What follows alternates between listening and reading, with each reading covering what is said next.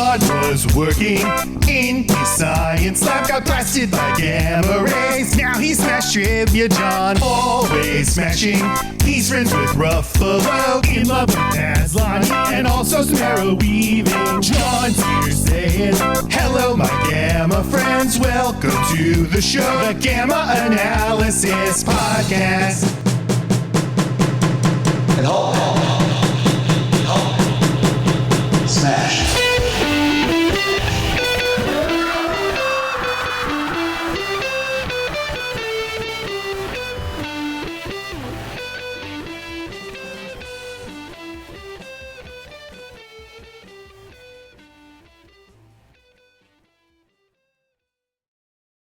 Hello, my Gamma friends. Welcome to the show. I'm your host, Smash Trivia John. You can find me on Twitter, Facebook, YouTube, TikTok, and Instagram by searching Smash Trivia. I'll be the one with the big old green head in the profile picture. This is the Gamma Analysis. Basically, come in and review everything Hulk on the movies, TV shows, and I also do random other geeky films. Hope you enjoy Smash Trivia Presents the Gamma Analysis. I want to ask everyone listening, please do something for me. Please share the hell out of this podcast with all your friends. If you don't, Hulk will be angry. Now let's smash right into this episode. Today's episode is a review of I Love Boosters with my friends Brayden and Kira. How the two of you doing today? I'm doing good. All right. This film was a lot of fun. I really liked it. I like the political commentary. I love the look of the film. I really do wish we got more colorful films like this, and I also really like the humor a lot. I can't say enough good things about this film. I really wish you two had been able to see this in theaters because I can't same. express enough. This is a movie that's meant to be watched in theaters. Mm-hmm. I agree. You know what I mean? I'm glad I did wait to watch this film with you two because I was also kind of like I wish I could have seen it in theaters, but I do think this is a great film to watch with friends. I think you have more fun watching with friends. And if you were to watch it by yourself, you still would be enamored by what the film is saying and doing. But it is, I think, perfect for. It's a film of It's about community. Yeah. And connection, it's like above all else, it's about what do we need to do to realize that we need to connect with each other more, you know what I mean? Like that's the solution is connection and community and camaraderie and in a way where like they managed to convey that in a really earnest way. Like I love the stuff they do with Corvette and her trying to feel connected and how like pretty much there's multiple like upon the second watch of the movie I do now understand more what the purpose is of like one of the plot lines, especially thinking about it, because it's supposed to represent she's trying to seek out connections through like parasocial idolization, with Christy. She's trying to seek out connection with was basically like trying to like get validation from society in some way for her art, for mainstream society. She thinks that she needs that validation somehow. And then she's also trying to seek a connection through like sex and like romance and very much like the carnal side of sex, you know what I mean? With like the incubus succubus character who I'm not convinced actually is a demon. I think he's just unwell. I think he has a mental breakdown. But like, and regardless, what he represents is like she thinks that she can fill the void that she feels inside herself, which they talk about, the two characters, that they both feel disconnected, and he's also trying to fill it with sex when it's like when really he wants love, but then he's like, oh, we could have romantic love, and then maybe that would make me a real person, maybe that would fix me, maybe that would make me feel like I'm a whole person, and she walks away because she's already found the thing that makes her feel connected, which is, just finding that human connection, not only with her friends, but with like the solidarity between like the class consciousness of going to the factory. And then really, because the whole movie, she was kind of dismissive of that because it wasn't in front of her, you know what I mean? And it wasn't, she was being kind of selfish and like television, do you know what I mean? Where like, that's all she could think about. And then she actually goes there and they help her. and she realizes I've been kind of like not caring about these people that are risking their livelihoods to help me right now. And the Mm-hmm. visual of her being connected by the fabric to them, the fabric they made that she loves so much, that is Mm-hmm. that vivid color. And she realizes these are the people who really made the thing I love, not really Christy. These are the people I'm actually have been connecting Yeah. through the art, through the work.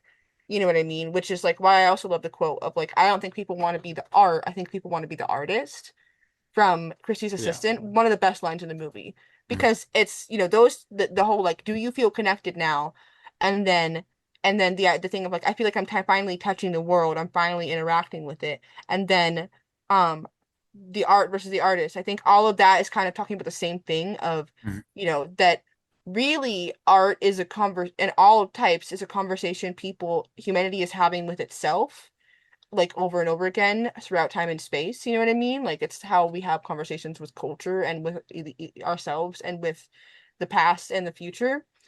And in that way, art needs to be democratic, needs to be like anarchist in a way. It needs to be like like art is human the ability for humans to communicate and connect. And I think that's also why Mm-hmm. the scene where she's like, honestly, I just want it all. I just want all the Mm-hmm. colors, all the patterns. I want it.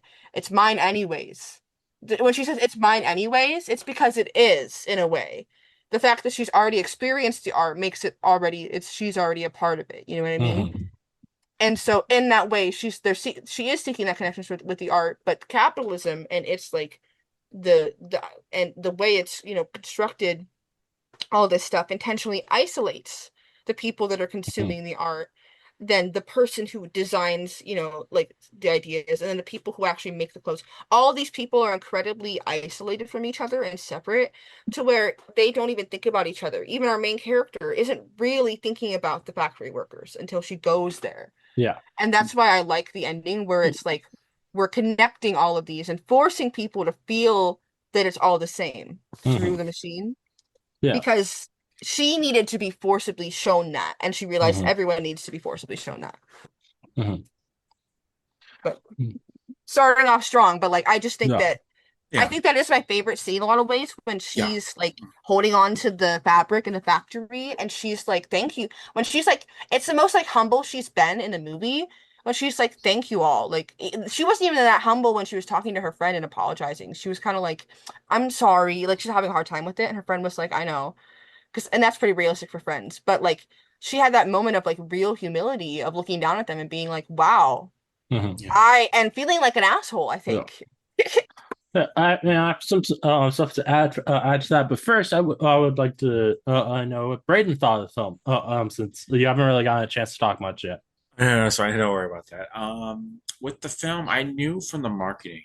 Well, kudos to the marketing campaign for keeping a lot of the film hidden because, like, they showed really in the Oh trailers yeah. or the trailers and the TV spots from what I saw, they showed only really the first act of the film. And Yeah. I remember, yeah, yeah, and I remember being like, "Oh, wow, this seems like a really fun film." Even some friends of mine who reviewed the film on Letterboxd, in the reviews, they were like, "Holy shit, I thought it'd be a fucking Devils Wear Prada film. It's not. It turns into something else." Yeah. And and Yeah. it's very brilliant, and I love films that merge different genres. It's always like Hmm. just like if I could pick my number one type of film besides maybe like some genres here there, I would be like, no, genre crossover mashup. I love the Hmm. fact that it's it's brilliant comedy. It's a Hmm. brilliant drama.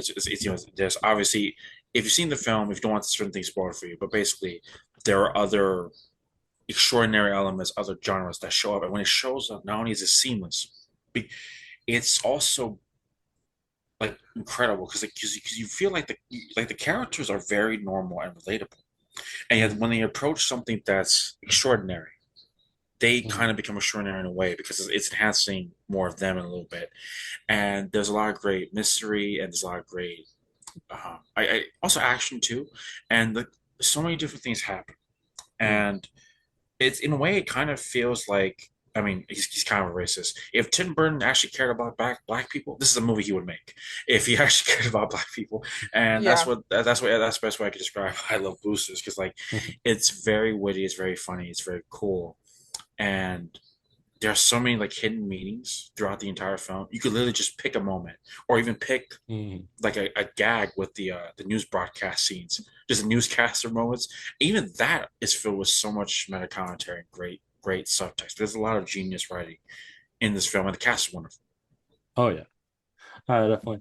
Like what I was gonna add to what you were saying, Kira, was is like I is I love how it makes this point to bring up how even though these are things that are sold, they are very much a part of capitalism. They are Mhm. still art, Yeah, and I think that's such an important thing. that's As we like have like so yeah. many people who act like because movies make a lot of money, they are no longer art. You Hmm. can't, and it's like no, that's no. Everything is art, and you are focusing way too much on the capitalism aspect. Like if you're discrediting things as art. Yeah. But the thing is that art isn't always inherently like morally like neutral, you know I what I mean? understand that, but Yeah. So also like, like so I agree. And then, but there's also the fact that like people focus too much on capitalism without acknowledging art in a way. They're like, oh, mhm. like I don't really like the term slop in the way it's like kind of gotten used. You know what I mean? If it I like hate that word. Yeah, outside of actual AI Mhm. generated yeah, stuff, I yeah. Yeah, think That's fine. that's true. I You know think what I mean? like to But me, it getting extended to like if you're trying to call anything that a human being made like for real slop, I think you're really I think not living in the important priorities of the present moment. Does that make sense? I think like so okay. I think there are two things to me that I would call slop odd things. They're AI Yeah, I agree. and things that are directed towards children that are children, but that are teaching them bad things. Or Propaganda. Yeah. the stuff that's really like Like lazy. yeah, Yeah, like there is so much awful stuff of Hmm. even stuff but that's here's the thing. not AI that That's that children watch. And that like that stuff I'll say on that stuff is on like it is Hmm. like I understand like you know you could like the thing is like the way people use slop is kind of like in the context of what we're saying is to mhm, kind of be like it isn't art in any way and like that's true of AI generated yeah. stuff you know what I mean Yeah. but I Mhm, think and so I understand the desire to call it like morally ethically there's a slop quality you mhm, know what I mean integrity yeah. wise but unfortunately stuff that people make that is bad and is intentionally like even if they're not putting a lot of effort into it Mhm. that is still a type of art Oh yeah, but it's an absolutely. art that is like Yeah, all not like all Nazi art propaganda is is art you know what I mean like not all art is morally good, yeah but that doesn't mean it's not art. yeah But like, and particularly like, I like the fact that it brings the actual creators of this is into it, hmm because that's a big part, I think, to like how people will discredit stuff saying it's not art hmm is they are acting as if the acting as if there weren't tons of people who put their blood, sweat, and tears into making it. Yeah. And and I think that's a big thing that it's really annoying that people kind of ignore in the or a lot of times in the world. and I And think it's interesting in the movie that the factory workers as they're striking they never asked to make something else in Mm-hmm. terms of like they never asked to stop making clothes. They asked to stop making the type of clothes specifically that are hurting them with the specific methods. You know what I mean? yeah, There are Yeah. even other methods to make those same type of fabrics. They just don't they're not as like as cheap. You know what I mean? So they're asking for better treatment to still make the clothes. And you can Yeah. and if you watch and if you pay attention to the way that the factory workers like are treating the fabric in the background, they have pride in what they do. They like Mm-hmm. making they like especially like within the context of history like obviously they you know they need work to live and all you know that stuff but at the same time it's also like there's a clear pride in that they want to keep making clothes in fact Yeah. when they first hold the clothes hostage they're like we'll give them back like and they even like later with the machine they make a whole point of being like the time and effort and care those people actually put into the clothes is the thing that holds them together Mm-hmm. is the Yeah, synthesis. you know, and that it reminds me of reminds me a lot of like of the whole thing we've seen throughout Hollywood in the past few years of bad working conditions for people in Mhm. VFX X and so many people have these awful takes on it of oh well, to stop the bad working conditions, we should just give them less movies and stuff to and TV shows to work on.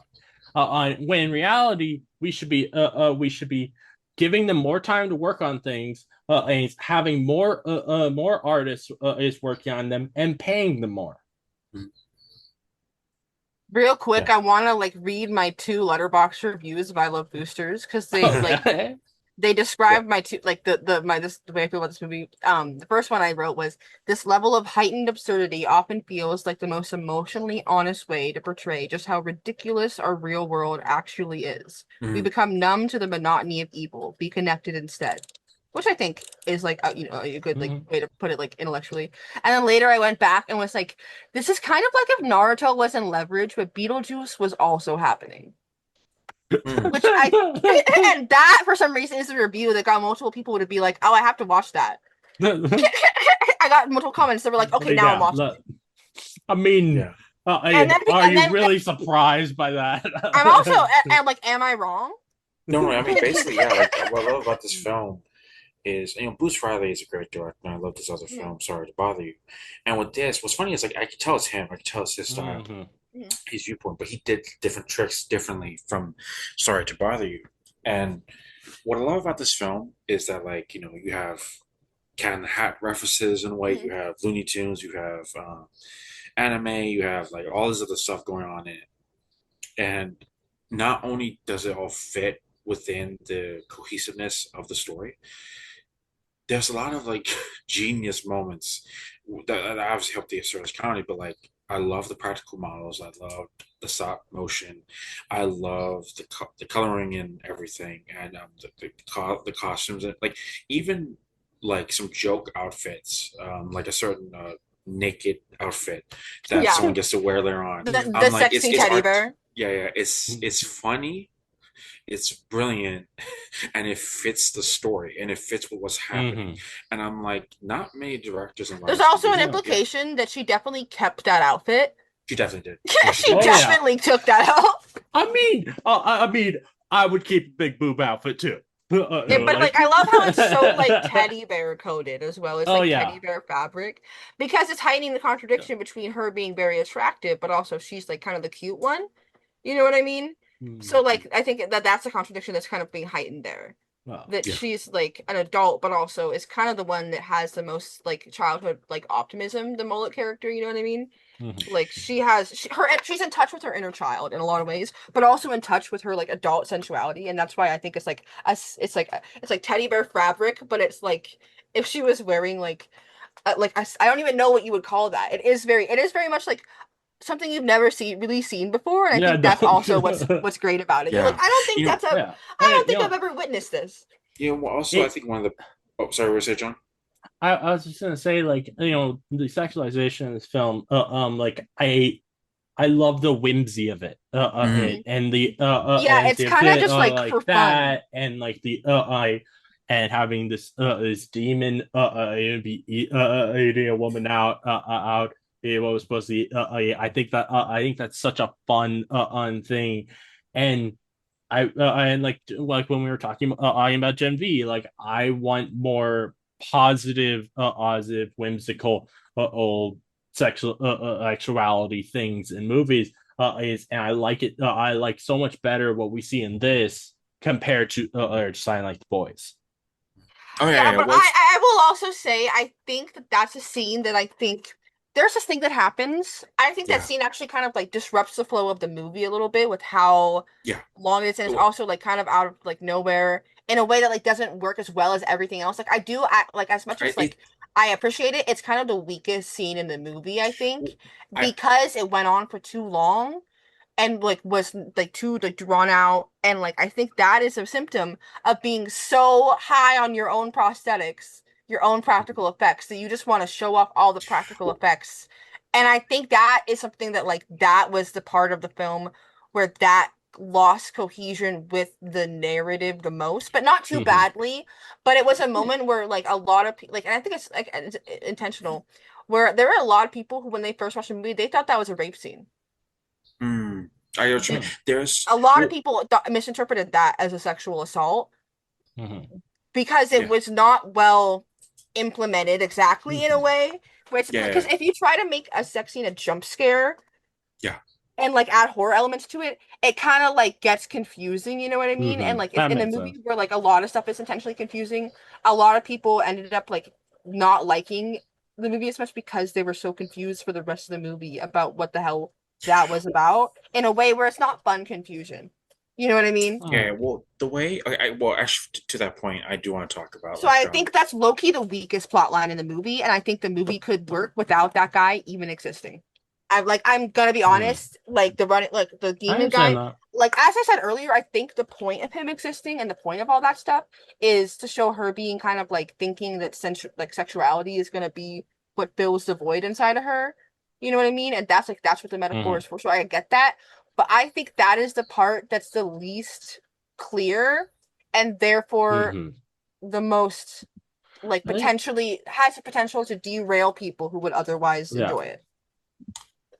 Well, to that point, I do want to say that like there's another moment, another sex scene joke moment that happens later. That's more funny. That ties into the plot a bit more. You know what I'm talking about? That one's that one's a better example of like a jump scare of seeing sex because it's so immediately, you know, given the context of like this is her being conceived by her parents in like a clearly consensual way. It's just everyone else being like, what? Like and like so so I think that one is better done to where it doesn't, because it's not as drawn out and not as it's not as self-obsessed. It's like, I'm gonna be honest, I think the demon scene, like, not to quote Family Guy, I think the demon scene insists upon itself a little bit because of the practical effects they're so proud of, for understandable reasons. They're so proud of practical effects that they kind of spend way too long on it. And I'm like, in a way where I genuinely feel like it like slows the flow and momentum of the movie. You know what I mean? I think, you know, like the editing is like this is almost like an editing critique for me. Do you know what I mean? I think that scene should have been edited tighter, just a little bit down. You know, I understand where you're coming from. But I will say, pushing against it a little bit is like, because a lot of people didn't find that whimsical. They found that extremely uncomfortable and like triggering. You know what I mean? But like, but what I was gonna say is like, and like, I absolutely understand and respect people finding it uncomfortable, but like, but where I would come from with that is like, I think I've noticed a lot in recent years with people that I don't like is is that people think that every scene in a film needs to be needed for the plot, and I kind of disagree with that. I think that sometimes you can have scenes that are just for fun. Well, yeah, but there's like the nature of like actually constructing a movie. You know what I mean? Is like, and like it's obviously it's not like the biggest sin in the world, but when it like fully like when it kind of like loses the audience's, you know, when there are people who like fully walked out, like that's a bit of a problem. You know what I mean? First, just in regards without the scene, in regards to the demon guy character, there's a moment in the third act where he does become a little bit of a Deus ex machina. He helps out with a certain part of the plot. Yeah. So there was a moment where there's the through line of him. He does help in a crucial moment. But I feel like that is the least well executed. I'm not even saying I don't like it, but I feel like it is the most. It's the least well constructed. I understand that. I understand, and like I want to be clear. I do absolutely respect, and I think people are valid if they find that uncomfortable. And like that, I think that, but I do think there's a good difference between like finding I uncomfortable and like I not feeling like it's needed. And the not feeling like it's needed is where I disagree. I think not everything should it's have not to it's feel like not it's. about the scene itself being it's about the Mhm. fact that was it's more about the way it was like Yeah, edited I out understand. for me, you know what I mean? I It's like understand. it's more about like and I kind of feel this way about like there are some scenes where like they kind of drag regardless of what type of scene it is in a way where the editing is like and I see this a lot regardless of the subject matter where Hmm. when it's like a practical effect that they're really proud of they will like spend like Yeah. a little way too much time on Hmm. it in a way that Well, kind of like it's just it's Yeah, not and I again understand. it's not an egregious sin and it's not the end of the world but it kind of like will Hmm. throw me off just a little bit where I'm like okay I get it no, Yeah, I it's yeah, get I it I understand. it's something align I understand. throughout the history of film and TV. I know what you mean, Kirk. Like and VFX yeah and no practical and Hmm. effects. I They're, also they but Oh it's a yeah. thing I'll forgive inherently. Like I won't be too mad about it because I'm like I Hmm. get it. You Yeah, want to show off the thing, but sometimes it like so yeah, it's I not a understand. terrible thing. But sometimes I think it is just like obviously it's not like the end of the world. And it's not about like whether it's like needed or needed, but it just like it's a little bit. It's a little Oh, bit yeah, to the like it's a little bit taking yeah, the I like get. I and then they need to put more effort into going back into the flow. You know what I Yeah, mean? I understand what you mean. So Yeah. it's like it's honestly like not even like a huge complaint. It's like more like a nitpick of like I think the Hmm. film would have genuine especially but like that combined with the people who are uncomfortable, I think they would people a lot of people would have been less uncomfortable if not just the like the editing, but also a little bit of like the context of like the character was a little bit more like streamlined, you know what I mean? Yeah, I But it's understand that. also the nature of a movie with this many moving parts that's this absurdist and disjointed that they're gonna let something be a little bit like confusing. But I just think that this is one of the things that like maybe making having that be confusing, and whether or not because some people still don't like and like whether or not that even happened being like confusing and then him being like actually I just woke up in a memory with Target. I that's my favorite part of that plot line is him being like and I don't even know why I was in Target. That's funny as fuck. Hmm. That's like that is good payoff Yeah. that like so it's really a thing where like I just think that like there's a slight there's like literally like not even a full not even like and when I say like trim down I mean by milliseconds. Hmm. I'm an I editor. understand. I understand. Like Well, I mean like just shaving a tiny sliver off it people mhm. underestimate how much it can do. Do you know what I mean? Like how much taking a tiny millisecond off of something can do Yeah, I when you're understand. editing something together. And I just feel that way about that, where I'm like, oh, if this was just like maybe half a second, cut like condensed a little bit more, I think it would have a lot Hmm. of more people would have moved past it better. Does that make sense? Yeah, that makes sense. It's definitely. Because like some people were like just jarred by it so much that it Hmm. ruined their like kind of ruined like and people that I know kind of ruined their ability to enjoy the rest of the movie. Like and Hmm. which like and I'm not saying that was me, but people like that I know were like especially people who like have trauma were like what is going on? Yeah, I understand. You know what I mean? And so and like I'm not saying that's even like a detriment. And like some people even still manage to like then understand what's going on and be like, "Oh, okay." But like I don't like it does suck to have a space where you're like, "I'm not sure if I'm enjoying this." Yeah, Or if I absolutely. like Yeah, I absolutely understand but that. also I think that there is a merit to something making like to art that makes you uncomfortable, you know what I mean?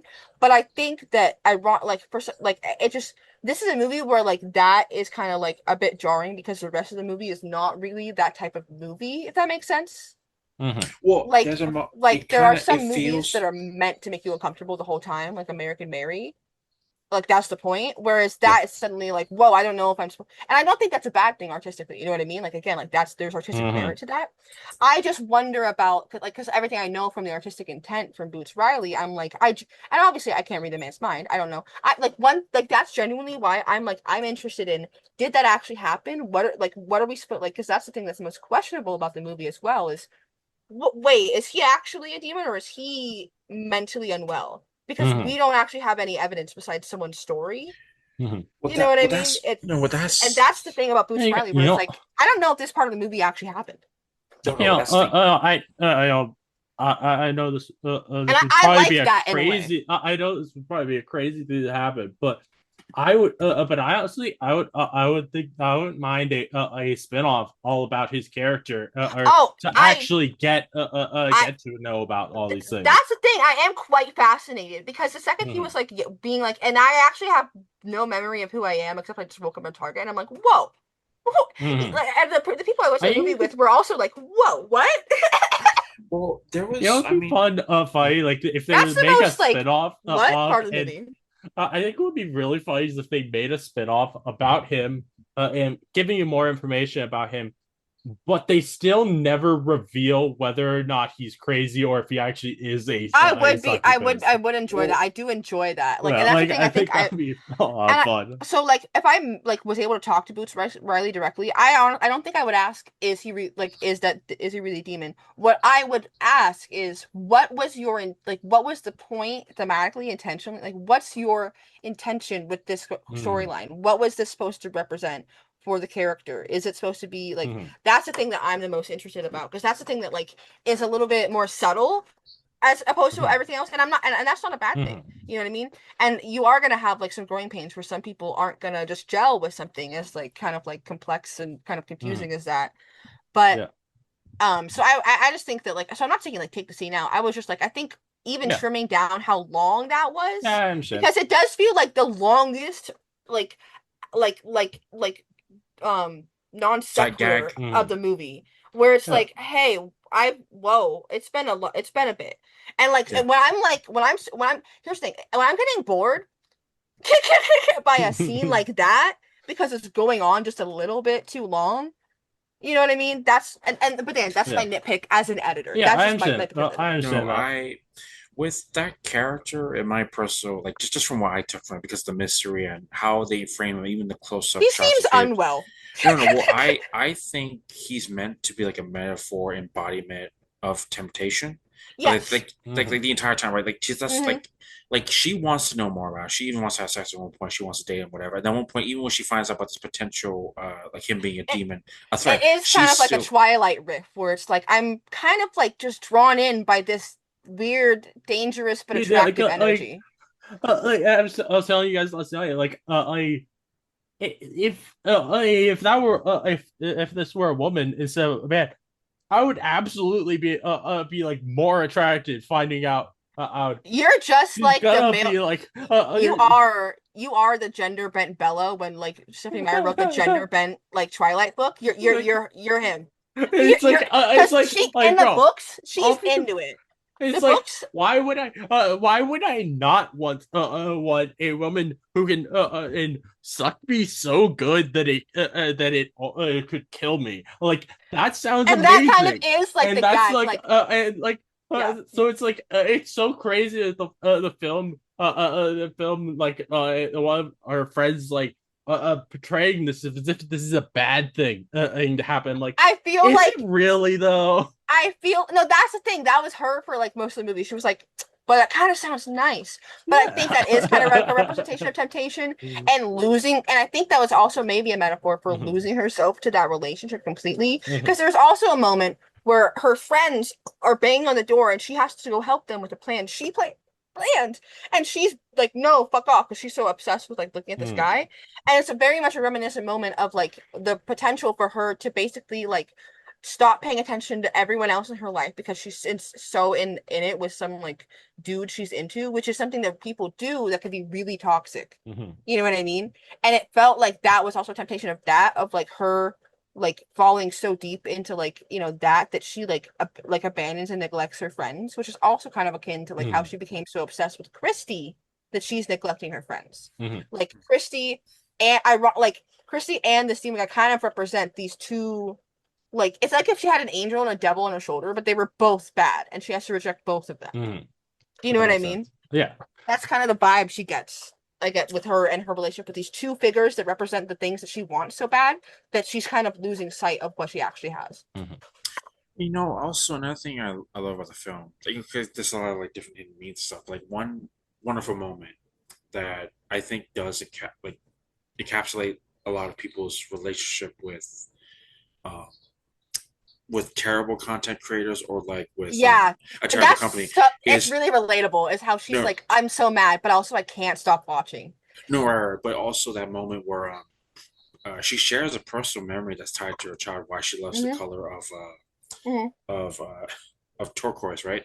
But the fact that when Demi Moore's character hears about it, not only does she change up the meaning of that, she appropriates, right? She takes Yeah. that thing, she removes the personal emotion, but Yeah. tries to flip it as a marketing stunt for Yeah. her and this thing, and even the whole like getting rid of the candy to get back at her Mhm. type thing. Like Yeah. the amount of like it does Taking the one commodity in capitalism that Mhm. she's able to enjoy. enjoy and ripping it away from her. Mhm. Because Yeah, we all and like that's such a good moment because especially poor people, we we all all felt know that. that sometimes one little thing, whether it's a treat or like a cigarettes or weed or Movies, alcohol TV or like shows, yeah, movies, it's like stuff like that. Like that one little thing that like yeah, it's still yeah, it also exists in like this world of capitalism, but it's still even that candy was art. That candy had Mhm. someone making it. That yeah, candy is something that wasn't like candy is art.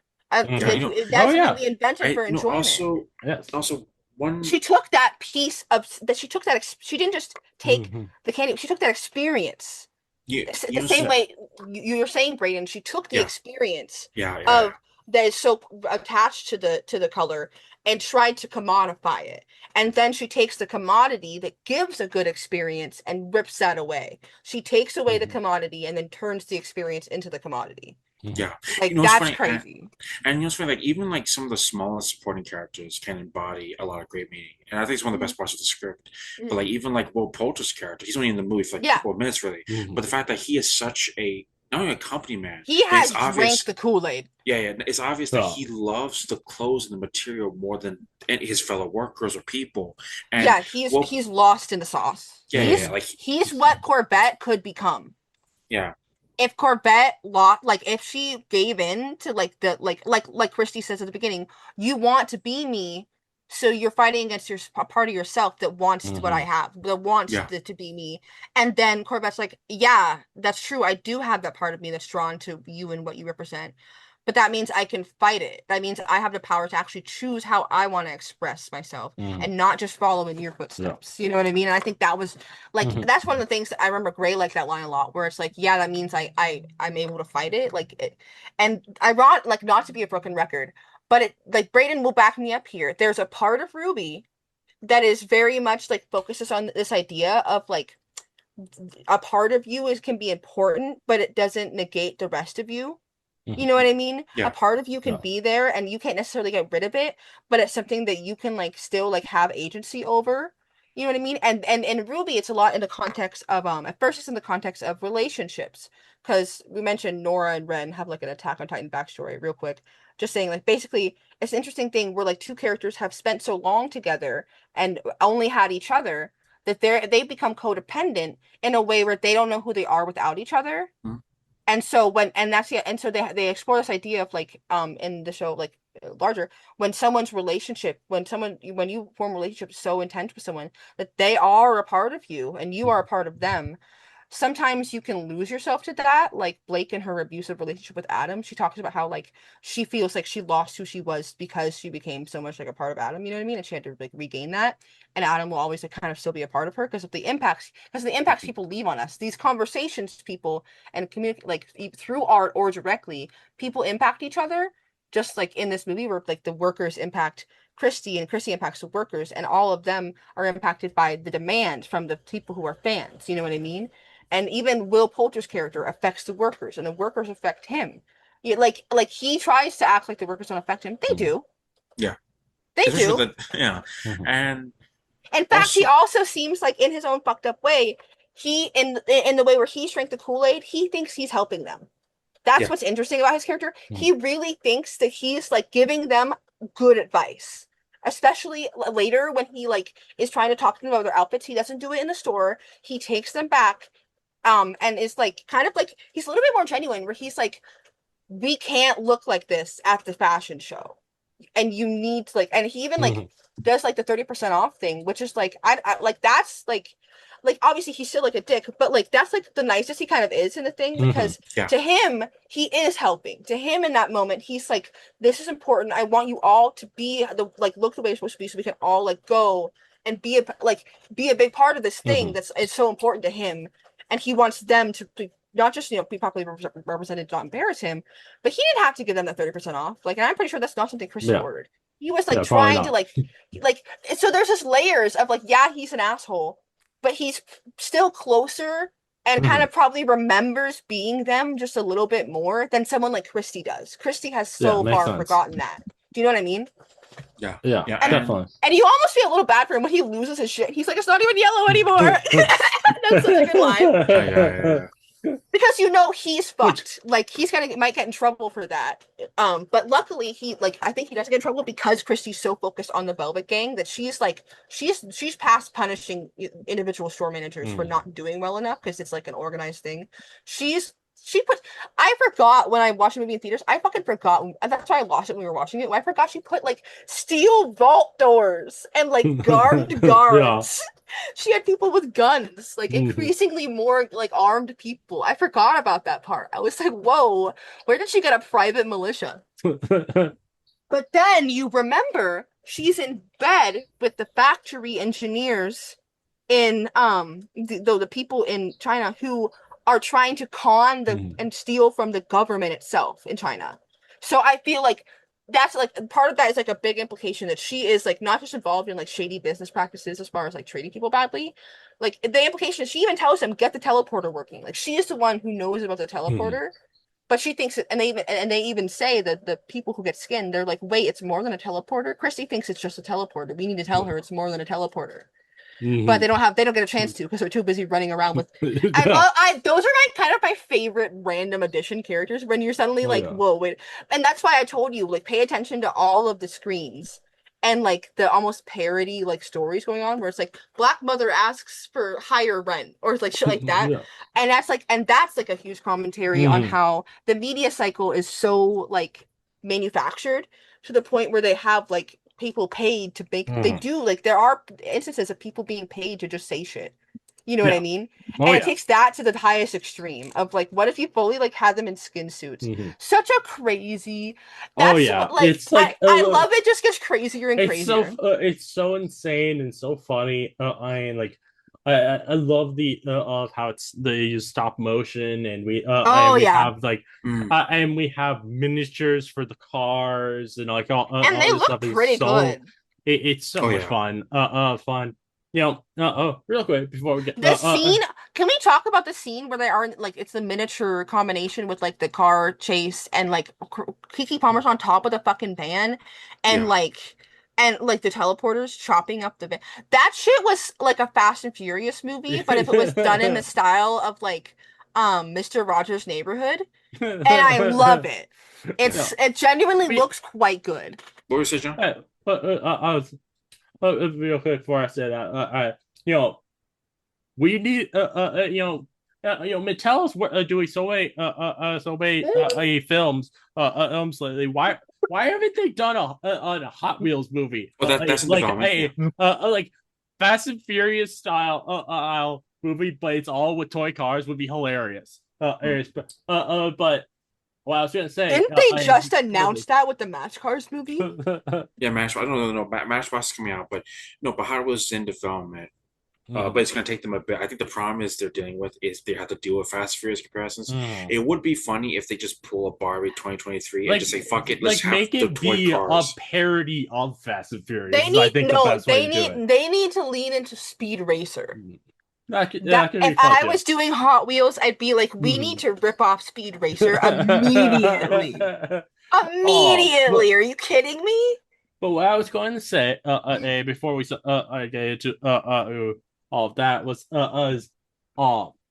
since I know that Boots Riley has been interacting with fans like crazy on AZ on Twitter and stuff.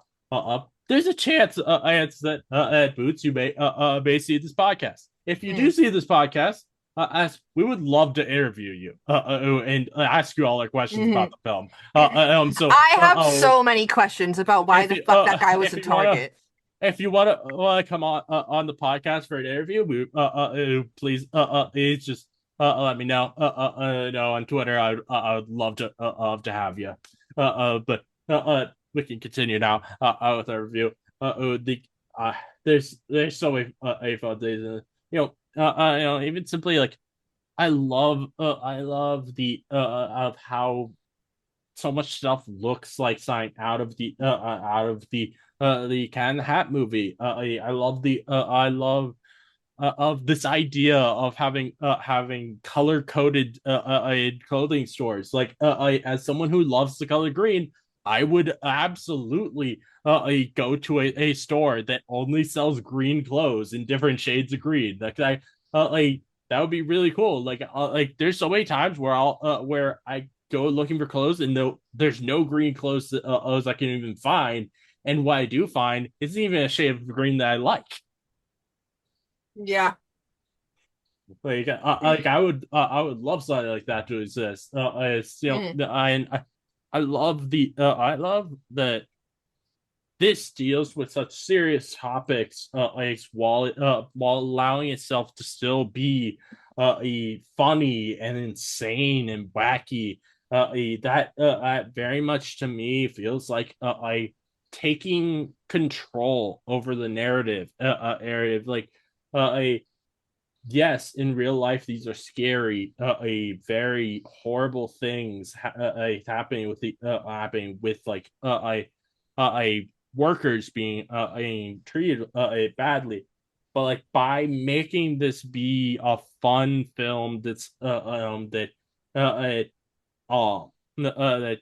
is absolutely insane, all this stuff, it kind of takes away the power from the people who are doing these awful things to workers of by being like you're not allowed to be the scary guy in my movie. You don't get to be Yeah. that and I think that's such a cool thing. And I told us already to Kira and Brayden in for recording, but I want to do at some point a very Looney Tunes esque movie about my life and abuse that I went through. I think it's as a way to kind of take control over my own narrative and be able to say like I like no longer is my dad in control. Yeah. He and also like I went through this pain, but all but I and I will show the audience what I went through, but I don't want you to have to feel what I went through. And I think that's and so I like think there's a way to make someone understand how you felt without Corrupting or burden. drowning, Yeah, yeah. like mhm. making them relive it. Like Yeah, like there's an empathetic understanding without yeah. direct reliving and re-triggering. I Mhm. think that can be a hard line to walk when you don't know what necessarily like re-triggers everyone in the world, Yeah, but like obviously. I think there's a way to do it like Hmm. with the Well, best like and it's intents. and sometimes there are moments where I think, obviously, because art is meant to be interpreted different ways, and Hmm. stories like that. But there are moments where, like, sometimes when you know someone's history, like the author's history, or what they're trying to say, it does kind of influence. You can see the influence in the choice. Like, for example, with Thor: Love and Thunder, I mean, very controversial film. Some people like it, some people hate it. Hmm. But Taika Waititi's mother went through cancer, and then she survived. And when Taika was dealing with the cancer Hmm. storyline with Jane Foster in Thor: Love and Thunder, while he took the certain scenes seriously, the cancer moments, her fear of dying, and some other stuff, he took those moments seriously. When he had those moments serious, he went transitioned into comedy as soon as possible. And the reason why he did that, just from way sense of interviews and from the film itself, he didn't want to drown people's. He didn't want to make people feel too much pain. And I even like some Hmm. friends of Yeah. mine who are cancer survivors who lost family members to cancer. They watched the film and they were like, I like the fact that it was overly comedic because he didn't want to trigger me. There were some other people who didn't like Love and Thunder, who hated that film because of the comedy. They were like, I wish this was a serious film because of the cancer. And so, like, it's one of those things where, like, regardless of tone of whiplash or the storytelling, because of Taika's personal connection to his mother who went through cancer, I get why he took that path, did that thing. And if someone disagrees with that, I completely understand too. It's one of those things where, you know, a movie, subtext is like another letter to read. You know what I mean? In any story. I think, and so like an author's choice can be different from your perspective as a fan or as a viewer. You know what I mean? So like that's kind of like the whole point really of reviewing and discussing. It's just seeing different sides of the same coin. Oh yeah, and like I absolutely respect people who have been through things and they do want things to be done in a serious way.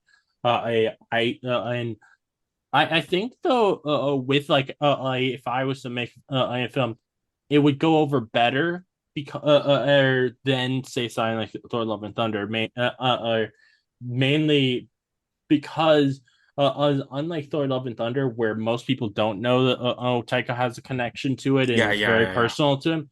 And since this would be something about my own childhood, it is so personally me. I think that people would be like, this is what he wanted, or his story, about his life.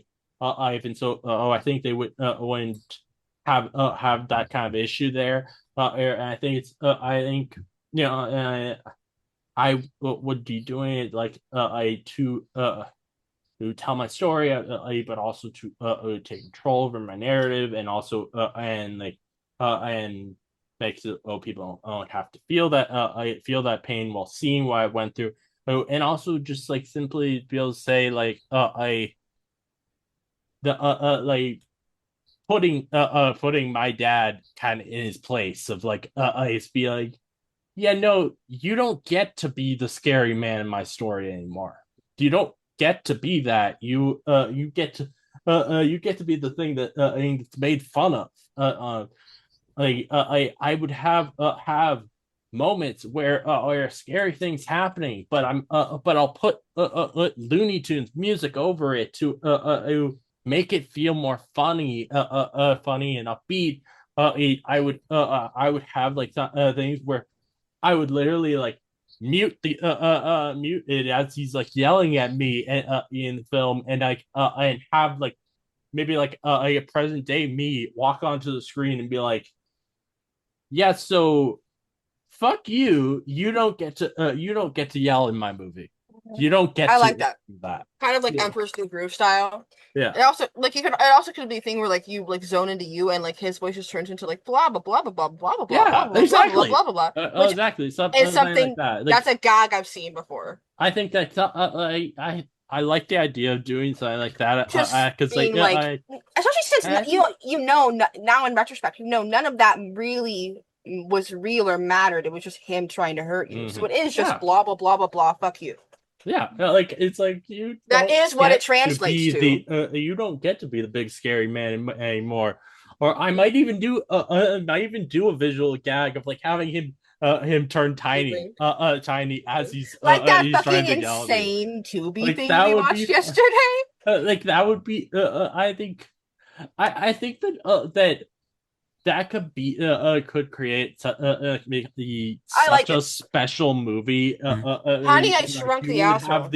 And you would have. I think people would both feel a lot of things from it, but also I think people would find it funny. I think they would find it very funny.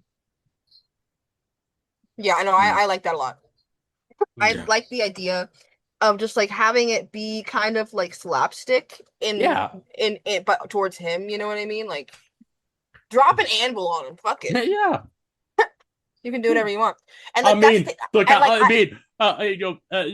don't actually. It doesn't even have to be that absurd. It can be a little bit like subtler gags, like the fact that Christie's apartment is like fucking sideways. Because that just shows how ridiculous she is. So I think that I could do that with like doing an anvil. So he was bald and he had a giant had a giant lump on his head. And so we could have like a have side like where we're like early in the film. How do you get that? anvil gets is dropped on his head, and like you can have like as the movie goes on, the bump on his head gets bigger. I like that. I think that could That's be fun. really fun. Like the angrier he gets, the bigger the bump gets. Because it's like Yeah. it's the hot air in his head expanding. Oh yeah, Like something like that would be fun. I like that a lot. yeah. Brayden, I was wondering how you feel about like there are like you mentioned there are like a little bit of like cartoon like not just Looney Tunes but a little bit of like kind of like anime and then like there's kind of like some RoboCop stuff I feel Yeah. like Well, references later on there's also when fucking Eric Andre shows up.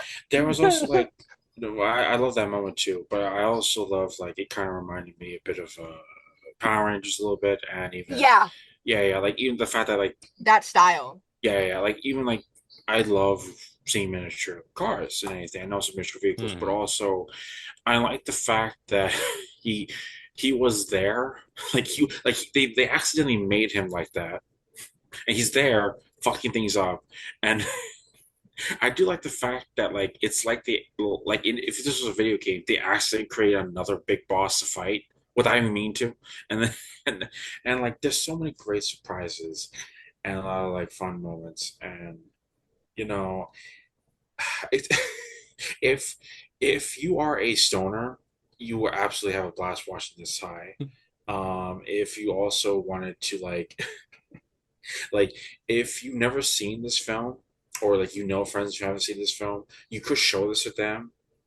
It's so perfect for like parties and like what I love about the film is that there are moments that feels like it's a horror film. There are moments that feels like it's science fiction, adventure, comedy, uh, all this other stuff. And what I love like about the story and about like what Boots Riley did is that every character is incredibly fascinating. Even Yeah, like Mhm. every character is incredibly even fascinating. Yeah, Christie's very fascinating. yeah, And yeah. they Oh no, kind of and it's interesting how at the end her assistant that was so sick of her shit realizes that she is like that yeah, she's falling apart and it's just like let's go have you late and even the protagonists are like it's a thing where like you kind of get to the point of like not like, pitying the villain not because it's like oh feel bad for them in like a way of like oh they didn't deserve this it's like they deserve this but also seeing someone like lose the ability to drink their own Kool-Aid and start to realize their entire life has been such a lie that they've been lying to themselves so much and especially with the context that we know part of why she's like lied to herself so much is to cope with the fact that she was clearly groomed and yeah, like you know what I yeah, mean and how that like not just like sexually but like in the mindset of like yeah, she thought the way like literally she got herself out of that situation by being better by being smart like by taking the power away from him and that it seems like she became like obsessed with getting more and more power and control yeah, as of that coping mechanism, especially when like, and the one thing the movie agrees with her on is the importance of art. You know what I mean? But the movie thesis disagrees with her on like the stance she started to have about artists and who the artist gets to be, because she loves art and is so passionate about art, but has become convinced that she's the only important artist. Do yeah. you know what I mean? Which is No, why and she's lost sight of the fact that art is democratic in that way and like and then the way she talks about like we could convince people to wear a color and then look down at Nebraska and see everyone wearing that color and it would feel like a moment of being a god like being in control and that kind of shows you that like she's been searching for control through art to cope with the fact that Mhm. she was hurt like that. no. And what I love about that character, and also like Demi Moore's great performance. But what I love about because like there's a lot of like relatability in this film. Like I think Mhm. almost even like some of the most oddest character even can be You can relatable. tell Yeah. why that in the universe she's so controversial but still so popular because she Yes. is Yeah. so captivating. You can Yeah. tell why Corvette is like, oh, I you know, like she's awful, but I want to watch this because it's informative. It's like I fear I would watch that documentary too.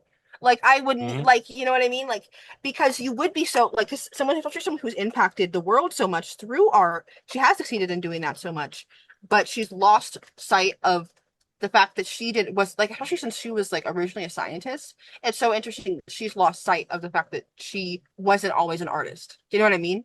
Yes. Like Yes. And that she was just another person who walked into the world of art and lucked out. Yes, That, and you know what's what I mean? And her privilege of doing that as a white woman, but also, is it privilege to get groomed? Like, it's a thing where, like, there's so many sides of that, of like, oh, is it like there's a privilege to being like a white woman and getting attention, but you're getting attention, especially back then in like industries like that, from the wrong people. yeah, So it's like the monkey's paw situation, to and also where Corbett envies that, and she has to realize that's not what she wants. It yes, wouldn't be good for her. mm, and what I love about her is with that character. Not, I like the fact they explain her. They Mm, kind of make you feel sorry for her. Mhm. They don't excuse her yeah, present day actions. That's one of the best. Like it's sometimes yeah, when a it's writer, it's like one of the reasons it's tragic she is like this, because you can see that she has the potential to be otherwise, and that's Mhm. also what makes her worse, because she's choosing to take out her trauma on other people. She's choosing to hurt these people in China because she doesn't care about them. She doesn't she sees them as below them. She's clearly, got some racist biases, you know what I mean? Or it's like Mhm. not, or she's not uncomfortable benefiting from racism, you know what I mean? Like the racial coding of her calling them urban the whole movie, like she's trying to denigrate like a specific, like she's lost sight of where she started in a lot of ways. Obviously she didn't start in the same way, but she's lost start of what actually got her here, and thinks that it was all her own merit, when in reality part of it was her privilege and then her trauma of being groomed. Do you know what I mean?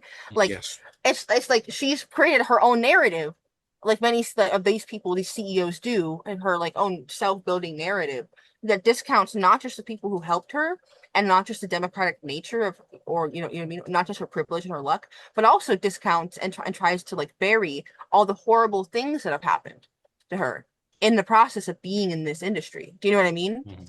Like, it's almost like she's trying to write a narrative of, to like erase her own past and rewrite it to where like, because remember, I thought it was so interesting that documentary was not narrated by her. I yes, thought yeah. that was interesting, because I don't think she would have wanted to reveal all that. Mm, And I think, so I think it's very interesting that the insight we get into her past is from someone else recounting her history, as opposed to her trying to spin her own narrative.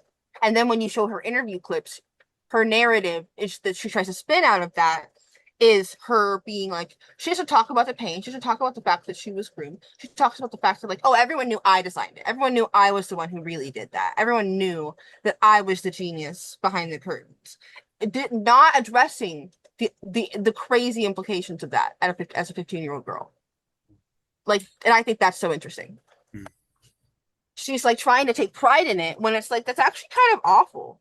mm. That's a terrible thing that happened, and all you want to care about and focus on is how you have created a narrative that it was actually for the best, and you benefited, and it's now part of your success story.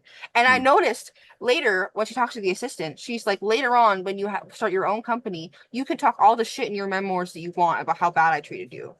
Like, she's in a way where she's almost like, that's part, like, she's perpetuating this idea that that's like how you earn your dues, which is a very common mindset in all of these industries, Hollywood included, that you have to accept mistreatment to make it.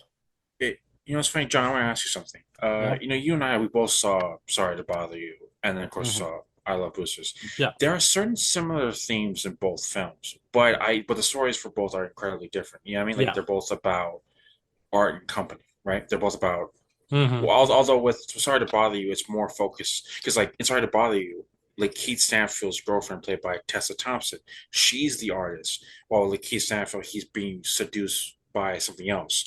While with this, I felt, while they talked about the themes similarly, right? Hmm. I love the differences in the plot and everyone, and even a little bit of the stylistic tricks. Did you, like, when you were watching this? Were you reminded of Sorry to Bother You Oh throughout? Like, yeah, I was yeah. very reminded of Sorry to Bother You, with all the style and it's funny. Like, we talked about that one crazy sex scene, and how so many people think that's insane in this movie. There's stuff in Sorry to Bother You that's so much more insane, I think. Would you agree, Yeah. Brain? Oh no, trust me. I do want to. One of the reasons why I do want to show it to Kira is there are certain similar, like there's some stuff that Booster Riley kind of dialed back for Oh I Love yeah. Boosters, but Oh he yeah. also upped the comedy and the messaging a little Hmm. bit more than Sorry to Bother You. I think because Sorry to Hmm. Bother You, they're both films that have similar, not similar plot twists, but similar, like we're in this genre now, right? Hmm. With there's more horror, like a little bit more horror, in my opinion, in Yeah. Sorry to Bother You than in I Love Boosters. But there are certain. It's funny, like in theory, it would be great. Like if you want to know, if you want to watch Bruce Riley's stuff and get into him, if you were to do a double feature of these two films, that would be kind of cool.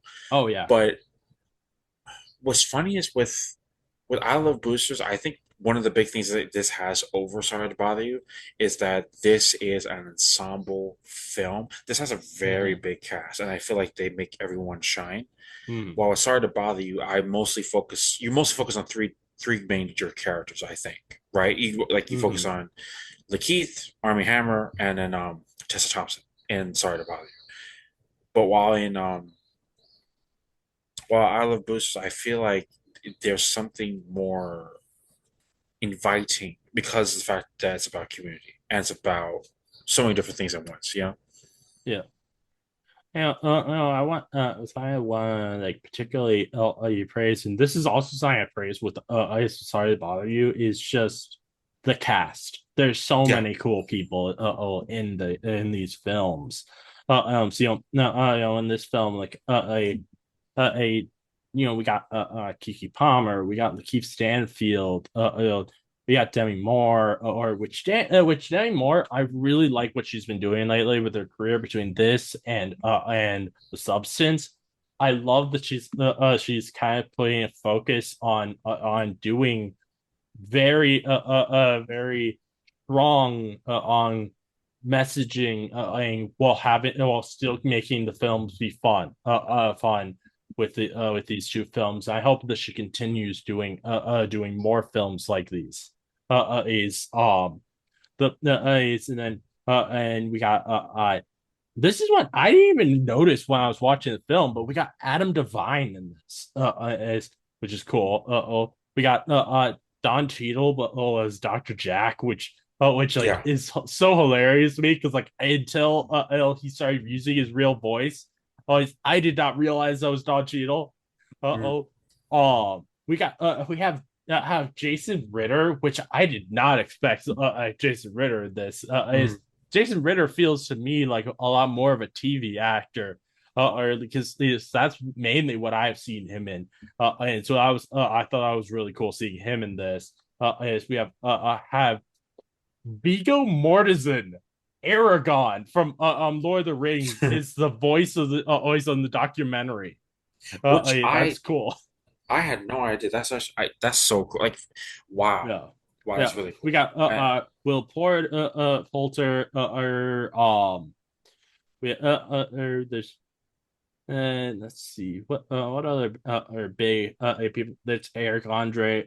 Obviously, a yeah. There's just so many great actors are in this, and like even the people who are not super famous, they're also really great in it. And I think it's super cool. All the actors he brought together for these this and like and like similarly with Sorry to Bother You, I'm not gonna like go into all of the people in that, but like there's also a lot of really cool people in that as well. One thing that surprised me when I watched Sorry to Bother You, and I'm not gonna reveal who they play, but it's really funny who they play, because it's very much a spoiler who they play. But David Cross and Patton Oswalt, and Sorry to Bother You. Brayden, do you remember who they played? I think I do. Yeah. Yes. I'm not. Yeah. I don't want to say it because I don't want to spoil it for Kira. But like that's it's so fun and like they are perfect for the role that they Yeah. play. Yeah. I remember. Yeah. Yeah. Yeah. And also, one other actress in this that I always liked so many different things, Isa Gonzalez. Mhm. Um, what I like about her, she was kind of introduced like off to the side, right at the store. I like the fact that she comes back in later over the course of the film, and I also love the heist aspect of this film. I think like it's also like another genre they do well in this is it being a heist film. You know what I mean? Like, what do you think about that, Kira?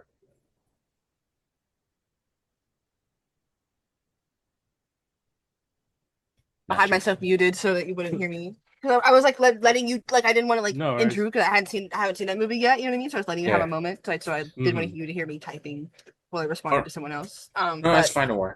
No worries. this like the thing is, I very much like that's why I said in my Letterboxd review like this is like a like Yeah, it's yeah, there's leverage elements here. You know yeah. what I mean? Mhm. Like there's the Yeah. heist film elements. It very much is like starts off as like a more like grounded fashion based heist film and then becomes a sci-fi Mhm. like heist film, and I think that's awesome. Oh yeah. And Oh, but the Yeah. heist Yeah. ends up being about the public. It's the thing they end up actually quote unquote stealing is the narrative. Mhm. yeah, Yeah. Do you know what I mean? Is the yeah, public Oh opinion, yeah. is the public is Oh yeah. everyone's ability to have insight on that on what's going on. Do you know what I mean? Mhm. The people Yeah. people actually caring about the factory shit and being able to like come like it very much is they go the from stealing the fabric of the fashion to trying to steal the fabric of the society itself. And they succeed in a Mhm. way. That's why she says, look at them. They're weaving a new pattern to Christy, which and Christy almost has this look of like like she I love that moment because Christy has this look of like she's upset about it. Like she's like, but I wanted it to be about me. But like, and I love that Demi Moore did so well at the end, where she like she's saying all the shit that she's been saying, but her performance is so different. Mhm. She's suddenly so small seeming and fragile and on the edge of tears, and doesn't sound like she believes what she's saying, and is trying to like convince herself of it, and is like having a hard time accepting what she deep down has been made aware of through being hit by the machine of like the thing is like knowing Christy, like if they hadn't hit her with that machine, just having everyone else be hit by it would not have gotten her to back down. She would have gone harder. Well, we saw the whole movie, but her being hit by the machine itself, she felt the contradiction. That was her basically like she was struggling to face the fact that she can feel how much she's hurt people in that moment. And so, but she doesn't want to accept it, Mhm. and that's and so she's been brought down to their level quite literally, and she can't and she's struggling to accept that. But then we see that like she ends up capitulating at the end, and it's like I don't think she would have done that if the machine didn't basically force her to feel remorse, to yeah, have a yeah, reality check. Do you know what I mean? yeah. Yeah. Like, and that's kind of like what Demi portrayed really well. So like they show it like, oh, she was forced to capitulate, and I'm over here like I like listen, power to the union, but knowing her, she would have killed everybody before she had to capitulate Mhm. before she got hit by that machine. Do you know what I mean?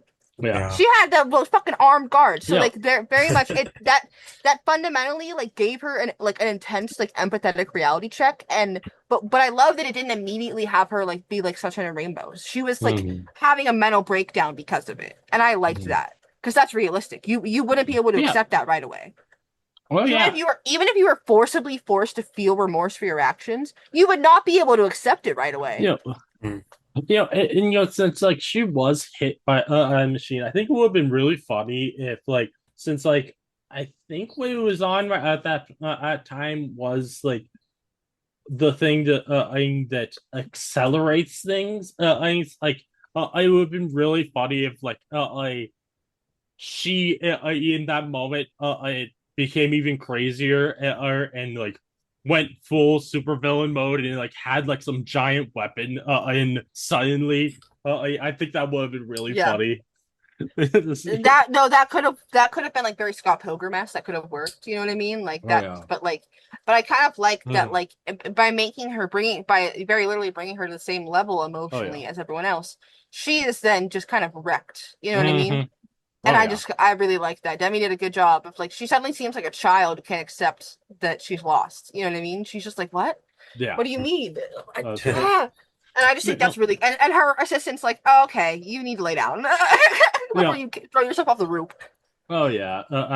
Yeah. Now, really quick, because we haven't really got into it a lot, but I think it's such a cool thing of the film is the actual machine. And Yeah. I thought that Oh thing was yeah, so much fun. Oh yeah, yeah. And it was like such a unique MacGuffin. Oh no, no, no. It's like it it's feels like so the awesome. no, it feels like the ultimate plot device in a way. Yeah, I mean, because Mhm. whenever Yeah, you think about movie MacGuffins, there are different like functions, different lore, different whatever. And I don't want to. I mean, I want to talk about it, obviously, but there was a moment where I kind of like, it's funny. Even talking about it wouldn't spoil too much, but like even the functions on it and the way they describe it, we're the way they past spoilers, Yeah, brother. it's fine. You can spoil no, things. no, that's why I was. That's why. No, no, that's why I don't trust with this. That's why I Mr. was kind of like, Sharer. no, that's why I wanted to wait a little bit. But no, but what I love about it is it's very genius. You know, because usually Mhm. with like most stuff like that, like even in original stories, they usually are defined by the budget or by just the one thing or like it being a chase to get the thing. What I like about it is that once they get it, like they get the thing, it Mm. they get to keep it and use it for a long, long time. Like usually in most movies, Mhm. the heroes or whatever wouldn't even be able to use the damn thing because it's all about like the principle of not doing it. Well, Mhm. this not only does it help with a lot of the character arcs, but It's even more. yeah, I think it works in that way because they get it, but it's so much more complex than they first realize, and yeah. they have to one learn the full range of how it works, and then even then they have to start coming up with creative ideas to use it. You know what I mean? They start doing really creative stuff that like honestly did remind me a lot of some shit that Ruby would do just on the creativity level of of court like choreography of all the like crazy shit happening. Um like the stuff they do with the portals and like just the moment where where the brother is using the gravel and the metal of that's being ground down underneath the van and shooting it at the people chasing him, that stuff, that is how you really like you don't it doesn't get old because they keep using it for like new and interesting things. Does that make sense? Yeah. Yeah, yeah, I get that. Oh yeah. And like honestly, I want to see even more different things of it Yeah, being accelerating stuff I would or it love. decelerating stuff of like it's absolutely hilarious the different things they do with it. I Yeah, love I I want love the more. scene of like of the lady that they Yeah, accelerate her shoes and it and they're like, oh, we gotta put it back, and she's like, no, how dare you? No, no, no. no. I want these things. This is cool. These are awesome. Nobody has these. And she's on fully on stilts, and I love that. And I also love that it's very much like a very much it's sci-fi based in philosophy and Mm. like the idea of dialectical materialism and like the idea that like I like it's it's a lot of stuff that like I could like show you guys some videos on later to like get you more into like the philosophical background of what's being talked about there because it's actually it's super interesting because it's this idea that like it's kind of it very much works within a sci-fi context because it's like the philosophical version of entropy, I would say. Mm. Which is the idea that like things eventually kind of like like it's like you pour milk into a cup of coffee and you stir it together and it becomes like completely like homogeneous eventually, and it would take you a lot of energy to pull that apart again, right? Mm. And that's the idea of like entropy and like pretty much, and we are pretty much like our like living beings, we are reversing entropy temporarily by being alive. And for us to exist, we're actually like it takes more energy for us to exist than like to not like, but then we eventually die and that kind of entropy kind of like pans back out, you know what I mean? Like it's very much like how time works in a way. So it makes sense that it's a time machine because by going through the dialectical process of taking the original components of something and pulling them apart or heightening their contradiction and pushing them forward, you know what I mean? um Mm. that is basically that is in itself messing with the very real I'm such a nerd like that I love like this because and like pretty much like entropy is like the arrow of time. The reason time only goes forward is because of entropy. Is because it would take too much energy to go back. But if you would, so hypothetically, a time machine would have to like this is basically like taking the idea of a time machine and actually like Bruce Riley clearly is a huge nerd in terms of like understanding both philosophy and like physics and quantum physics, because very much this is an entropy machine. This is an entropy machine framed through like dialectical materialism that can reverse or accelerate entropy, and or and that also, and on the first watch I was like, why was it a teleporter? And then I thought more about it, and what I know about stuff with like entropy and like astro and like quantum physics, there's this idea of quantum tunneling that like is also kind of like contradicts like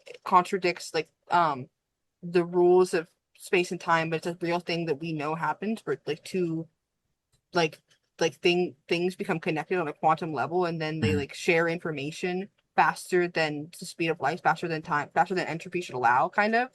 And they're kind of like circumventing entropy by like moving sideways through it. You know what I mean? Through space and time in a way. It's hard to explain, but it's like it's this thing that like is a huge mystery that we don't understand, how basically there is an instant like teleportation of information across a vast distance between two things that are quantum tunneled. And so it seems like that's where the teleportation thing comes in. It's like quantum tunneling. You know what I mean? Yeah. It's like because the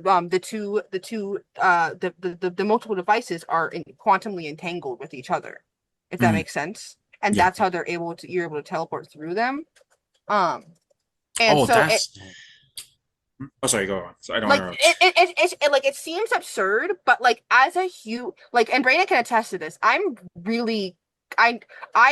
traveled miles into the radioactive desert to go see LIGO, which is the laser interferometry gravitational wave observatory that discovered gravitational waves, which is like also proved that like that space is more than three dimensions. You know what I mean? That space and time are a fabric that move that are like together, that like can be manipulated on a fourth dimensional level. Like that was proven by like LIGO.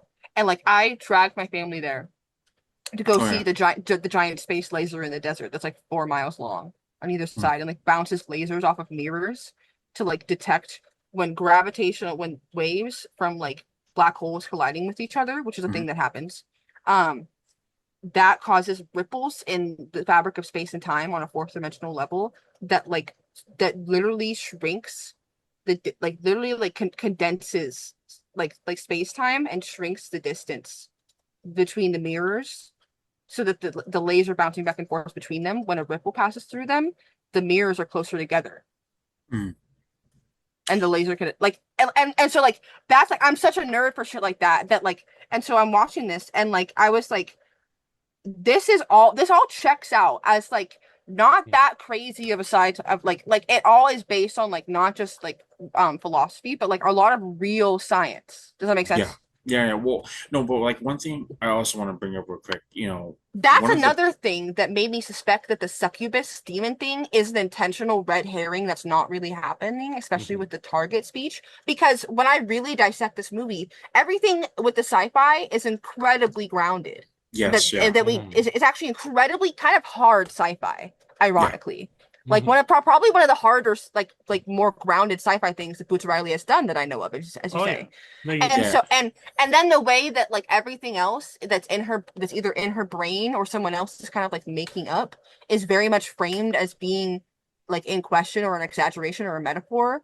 You know what I mean? Like the ball that follows her around is not real. We know that. That's a metaphor. You know what I mean? Like that's not a real thing that's happening. We're pretty sure.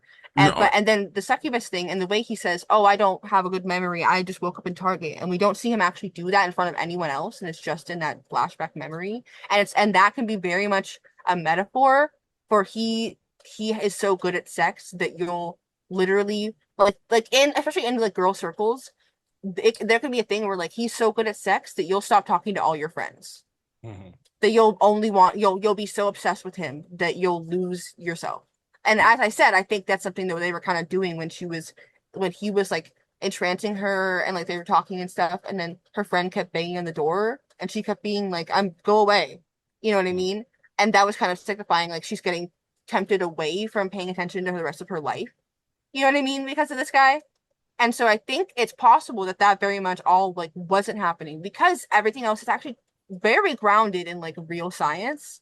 And then there's that guy. And I'm like, well that and I'm not saying it's impossible that it's happening, you know what I mean? But it's like they intentionally kind of like they're like, oh, does she have a magic bag? And then it's like, no, it's not magic, it's sci-fi. And then everything else is hard sci-fi pretty much. So I'm like, that makes that stand out more to me. Do you know what I mean? Yeah, Which yeah. is also why I'm interested, and that's also why I'm pretty convinced that that didn't happen, that was a metaphor. You know what I mean? Also, the one thing I wanted to say, one of the best parts of the film to me is the teleportation, Yeah. both on an editing level, a technical level, but also it does remind me. I love seeing teleportation done in different films and comics and TV shows, It's very but Portal, no, exactly. I was going to say the that. game. Yeah, Yeah. yeah, it feels like a perfect setup for Portal in a way, especially Yeah. what Kiki It Palmer's feels like if you gave Portal a way more interesting Well, like setting. I think that was intentional because Yeah. like the colors are the Mhm. same colors as the Yeah. portals in Portal.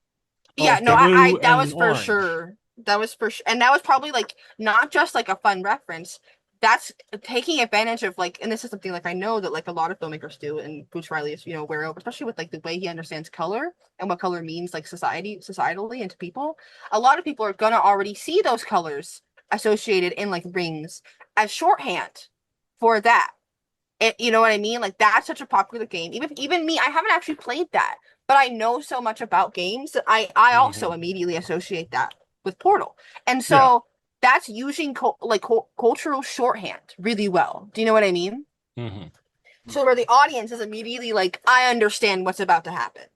Like on some level, you are at least going to understand the teleportation concept because that's something, and they didn't have to spend as much time explaining the teleportation concept. You'll notice as compared to everything else, which was way different and new compared, because teleportation thing like Portal, that's something that is already cultural shorthand in a lot of ways. If you like. You may not have been expecting it to be a sci-fi, but if you've seen sci-fi or like know of it, you're like, oh, I understand what's about to happen with the teleporter, right?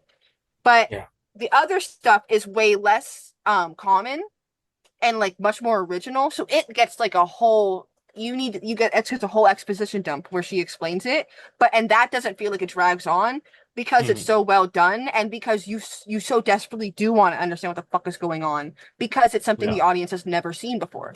Mhm. That's where exposition and like just straight up explaining something for like a few minutes works because it's like you've never fucking seen that before. Yeah. So you have to establish a new shorthand. Yeah. And also like it gave Violetta I love her. more to do in the film. Yeah. And I really appreciate it because just like you care, I love of her in this. She Dusov's was such a Malkinda. fun character.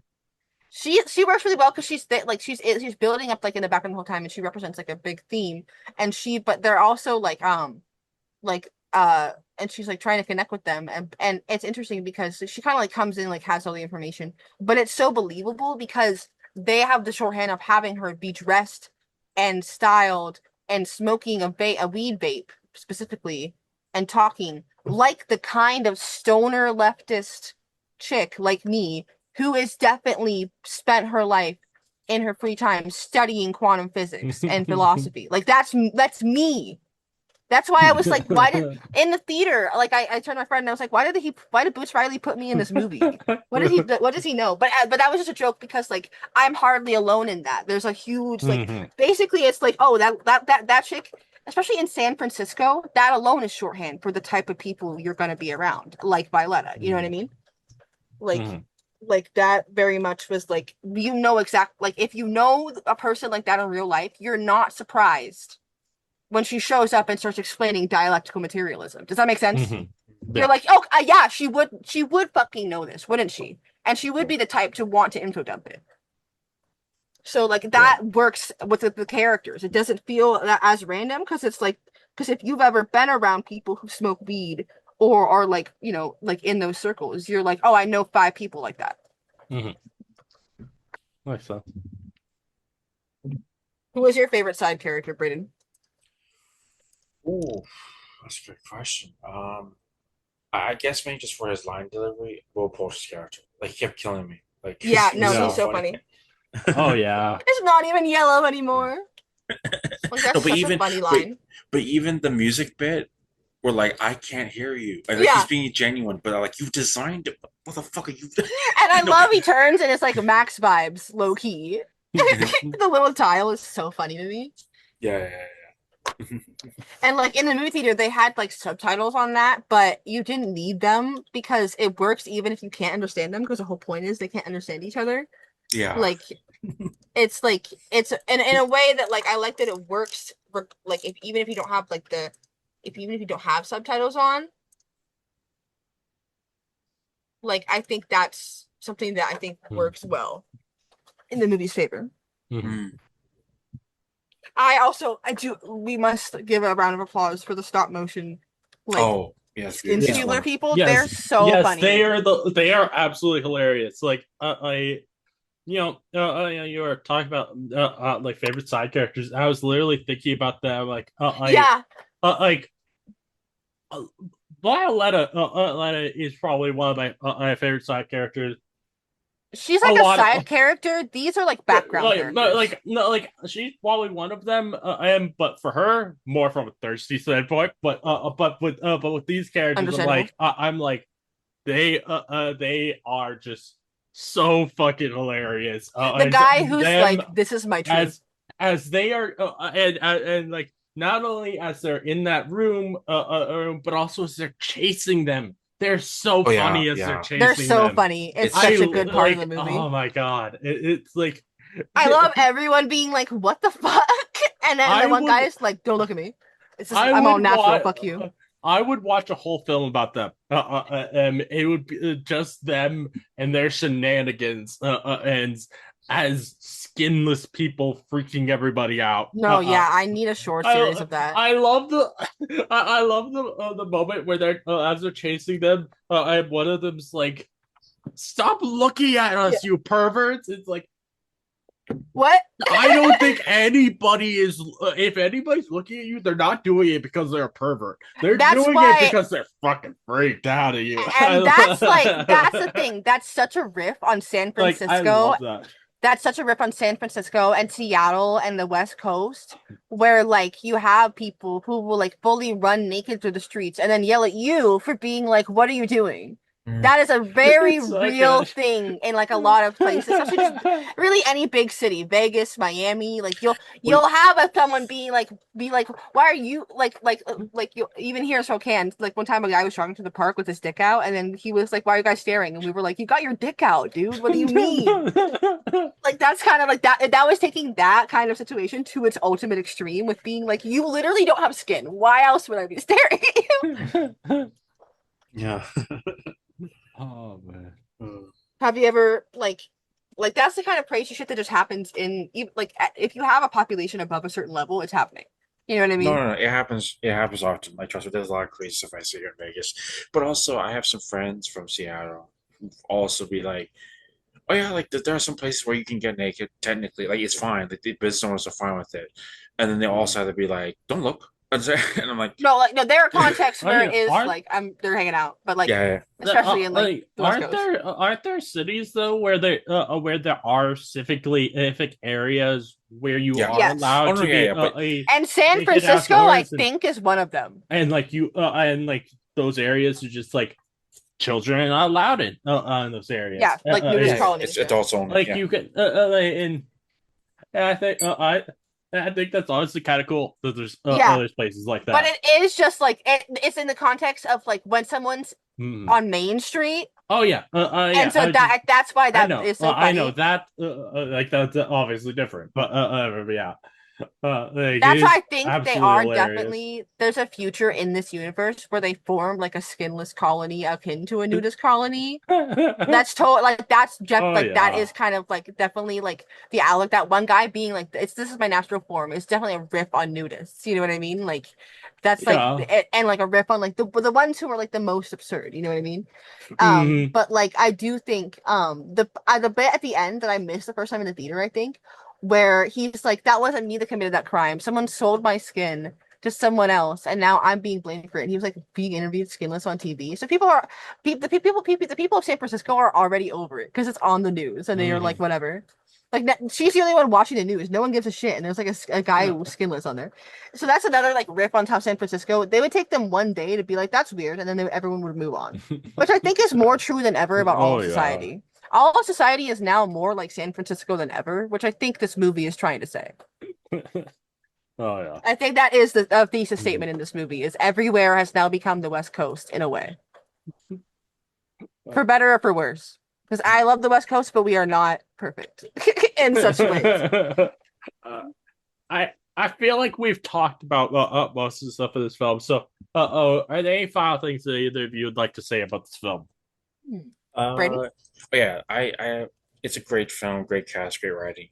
I do think obviously this is already kind of getting cold for it, but I do think this is a movie that is kind of like the Scott Pilgrim of the 2020s. Yeah. Way. Like, you know what I mean? Just that vibe, that adventurous spirit.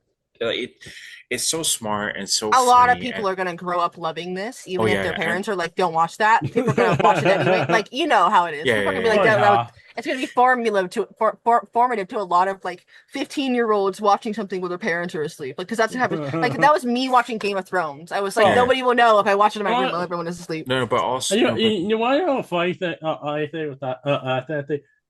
I growing up, I wasn't. I did watch things. It's late at night while everybody else was asleep. I was not watching mature things. I was watching cartoons because my dad had No, hated the same. idea of us watching cartoons after a certain age. Well, my family basically we would watch whatever my parents wanted to watch for most of my childhood, and then I would basically just get to watch what I wanted to watch. And my parents didn't care about me watching Game of Thrones. My mom genuinely they didn't care about any of the nudity or the sex scenes. My mom had a specific problem with like the fact that children die on screen in the show. That was something she really like didn't like because of her own trauma. So she didn't want to watch the show. So it was mostly me watching it like on my own time. Really, I binged like it was a thing where I would have gotten in trouble too much. But like there were times when I was grounded and I wasn't supposed to be watching anything at all. That's when I would be hiding and watching like I would be watching the Stargate Atlantis commentary because I had the disc and I had already watched the show so much. I'd be watching the commentary tracks and I would tell my parents that I was listening to my violin like instructional videos on the DVD player and practicing the violin, but I would just practice the violin while watching Stargate. I remember particularly two particular things that I remember watching late at night after everybody else went to bed. And it was me and one of my other brothers who were doing this together. I remember particularly watching Megamind and the Despicable Me movies. Excellent movies, excellent watches. I'm sure that was a great time. Honestly, Oh yeah, like honestly, Megamind is one of the most solid superhero movies of this decade. Of this century, I think. There's honestly, I think something really special and fun about being able to watch something while everybody else is asleep and the sneaking around aspect of it is so much fun. Even though we're not watching things that like normally people would expect you to be watching. I'm totally just watching Stargate, and I'm like, no one can know. They have to think that I'm watching my violins because I was grounded because I'd be grounded a lot. Like there's another time, I was really excited for How to Train Your Dragon because I liked the books when I was a kid. I was really excited for the movie to first come out, but then I got caught breaking into a burned down building and driven home by the police, which is like a whole story. So, but then I got grounded for a whole year to my room because my parents were so mad.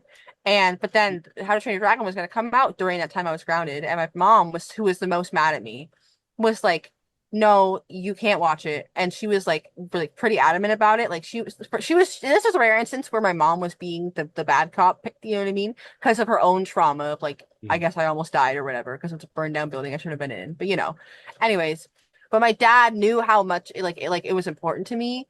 And so one time when my mom was like out doing something after the movie had come out on DVD, he like called me into the living room because I was grounded completely to my room, and he was like, "Don't tell your mother." And then I looked over, and it was the intro screen to the How to Train Your Dragon DVD. And to this day, truly, I had never known such excitement. I was like, "Oh my god!"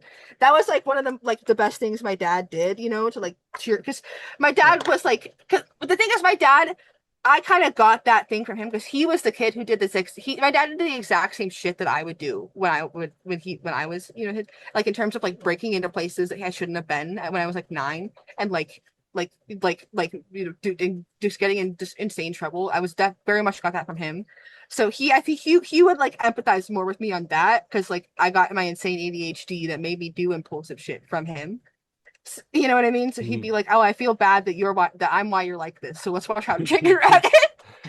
When I got in trouble and I was told I couldn't watch TV, I would just I sit around the corner on the stairs and areas and like make get little peeks at ice and listen to it. Listen to it. I remember there was one particular thing that I was so bummed out that I couldn't watch to my brothers, which was the Sweet Life on Deck was doing a special where they were they were stranded on an island. I remember That's a this. great And movie. I was I like, remember this. I was love like, that. why? Can't I get That to was watch so it? good. And it was, and like, that time that I was grounded. It was so. It was a really bad grounding. I kind of stopped doing my schoolwork, and because nobody was looking at it, and I just had, and I was also just someone You who were like, "Wait a had, minute." and I was also No just one's someone checking. who always had trouble with schoolwork. Yeah. So I was like, I fuck it. If I like Mhm. this is not helping me. Helping me. I don't care. And one day my dad had finally realized I was like I haven't been doing schoolwork. He came down, yelled at me, threw his coffee in my face, and then told me, "Hey, you are never allowed to watch TV again." And so I wasn't allowed to watch TV for 6 months, and then finally I came up to him. I'm like, it's been in all this time. Can I finally be off of this punishment? And he was like, "Oh yeah, sure. I don't even remember He low-key, yeah, he I don't forgot. even remember what I punished you for. I knew. I don't remember I don't remember what I punished you for. I don't remember that I punished you. I knew And all of this, immediately. and I'm like, oh my god, jeez, dude. Yeah, no, my parents, for all their flaws, they were like, the thing is, like, I like, that was the worst, like, probably the worst grounding I had, the most severe one, because I did break the law, I guess. Yeah. I suppose.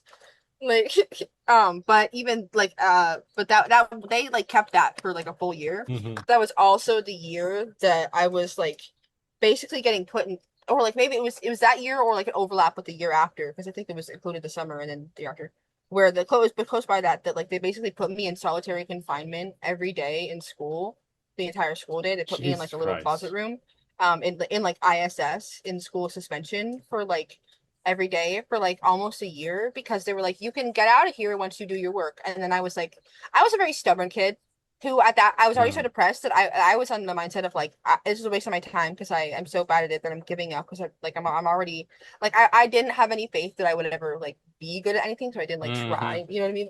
Because like so I was like, well, but then I was also quite stubborn and like contrarian. So then the more people told me to do something, especially as a kid, the more I wouldn't do it. And so no matter what. Like playing a Battle of Wills with me back then, and it was not working out. And so no matter what anybody did, I wouldn't do my work, and instead I would just spend all that time in there reading until they took the books away.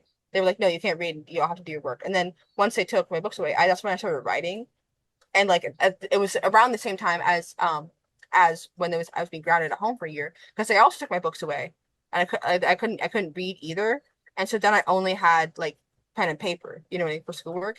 And that was like this. It's so funny. I remember, and it's so dramatic. You can just tell how like dramatic as a kid I was at like 9 or whatever. I was like, they may take the printed word, but they can never take the written word. That's like a thing I like said to myself in my head. I was like, they can never take my mind. I can write. Like I realized that writing was something you could never take away from me, even if you took away the utensils, because I could do it in my head.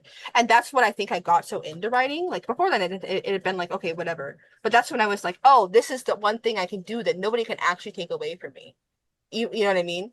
And so that's when it like became like a huge thing. And then my parents noticed, and they were like, I mean, she's like, and then I got more into school because I had something I cared about. Like it was a roundabout way where it didn't work the way they thought it would, but then I was like, maybe I should learn how to spell better. You know what I mean? Maybe I should like try to like, especially like when I had dysgraphia, but like it's a thing where like I was so stubborn. Then they like would put me in ISS. I would be like, whatever, I'm not doing my work, I'm just gonna write. And I wrote so much, like there's so much fan fiction I was writing in elementary school because I started young. I was on that shit young. I was I was on the forums. I was like when I was like 8, 7, like 8, 9, 10, 12, you know what I mean? And so I have so much fan fiction in old notebooks that I wrote for like Charmed, Percy Jackson, maybe Harry Potter. Yikes, you know what I mean? Eventually I think even like some for like librarians, like stuff like that. Then I would burn the notebooks. It wasn't even anything naughty. It was, but I was in such a I think it was like a trauma thing of I was like, no, this is just for me. And it was a weird thing where I would be like, and then I'd burn it. And I didn't even think about publishing it. So someone like I was in school saw me writing something for like Percy Jackson and was like, oh, you should put that in DeviantArt. And I was like, I never thought about that.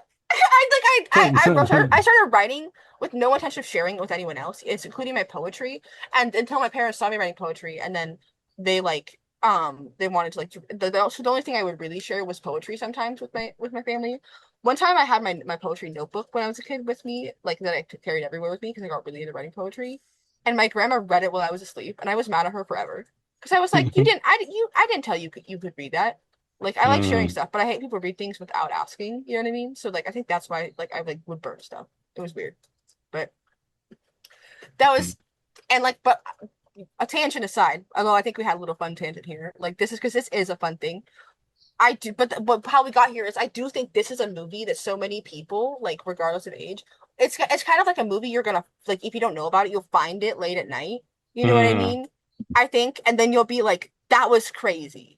And it'll change your life. And I think they'll movies that like movies you've never heard of that like you're like, how did I not know about this? Like when I was younger, I saw Titan AE, the animated movie. Oh, that for the first it's so good. I had never heard of it until someone just randomly put it on when I was at someone else's house, and I was like, this is incredible. This has changed my life.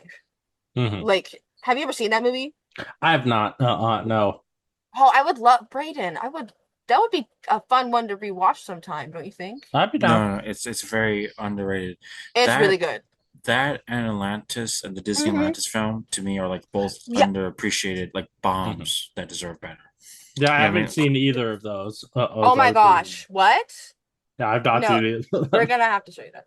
Yeah. Brayden, like, I do get what you mean by like this has a Power Rangers feel to it. You know what I mean? Because the parts where like the action is good, but it's also like they're not afraid to show the miniatures. They're not afraid to show that it's a set, but they also commit to like having like a lot of like effects of like sparks and action and like feel like the characters are treating it like with the seriousness. Like Kiki Palmer does a really good job of like you even though you can tell it's all miniatures and stuff, you really do feel like she's about to get shot on top of that thing. You're like, whoa. And I think that's fun.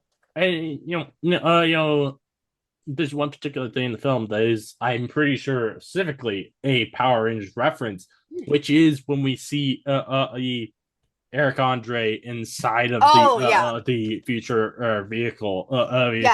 It That's gives off the Power vibe of a Megazord.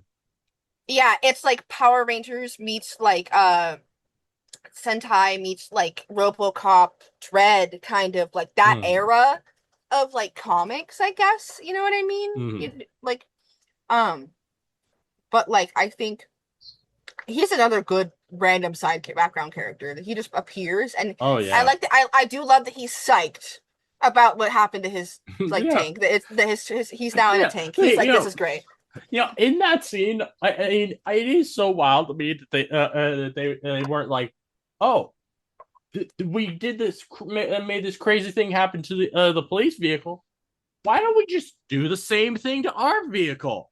Like, I feel like they should have done that, and like, on that, then they at least would That be would have on the been fun. same level as this But I armored police guess vehicle. you can't really. But the thing is, it specifically became that because it's a police car. Mm-hmm.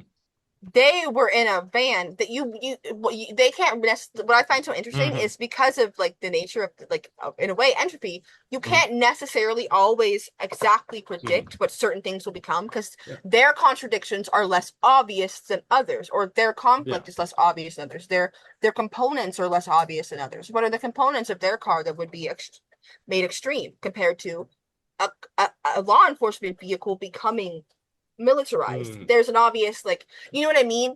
So I think that make like that in character, if I was that, I'd be like, I don't know what that's gonna do to this. Mm-hmm. Hmm.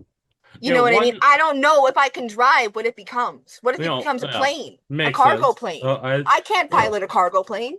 One more thing that's really We would funny have was 9/11 in San I Francisco. with like that chase scene. I love when the van is going up the escalator. Yeah, In and the the like, I love that. And reminds me a lot of the scene from the Green Hornet in 2011, where they took the car into into the a office building. Oh yeah, I remember that scene. Yeah. Oh, but yeah, I think that is about everything. And to talk about this film. So thank you both Kira and Brayden for doing this. Yeah. Mhm. Thank you. It's a lot of fun. Thank you for having us on. Yeah. And I thank you everyone for listening. If you like this game analysis, please give a 5-star review on Apple Podcasts or 5-star rating on Spotify. I love your thoughts on this movie, so please let me know. Oh, and if you'd like to listen more from me, please subscribe. Many more game analysis from me coming, so keep on the lookout. This again is your host, Matt Stray John, signing off.